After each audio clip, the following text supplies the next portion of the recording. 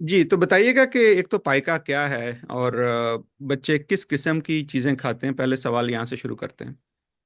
या पाइका बेसिकली कोई भी non nutritious food, non nutritious item जो होता है, जो कि फूड नहीं होता और अदर देन न्यूट्रिशियस फूड के चीज कोई भी खा ले, उसे वो बेसिकली पाइका इंटेक में आता है। जिसमें मोस्ट कॉमन हमारे यहाँ जो प्रैक्टिस में है, और जो दुनिया भर में भी, स्पेशली मैं तो पाकिस्तान की बात करूंगी कि यहाँ पर मट्टी बच्चे खाते हैं। जो तो इसी कंप्लेन के साथ मदर्स आती हैं कि बच्चे मट्टी बहुत खाते हैं।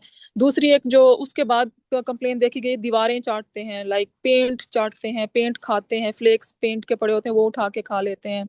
तो ये तो दो बहुत कॉमन हमें सुनने को मिलती हैं। इसके अलावा लेस कॉमन में फिर आ जाता है कि सिगरेट के बट बच्चे बहुत उठा उठा के खाते हैं।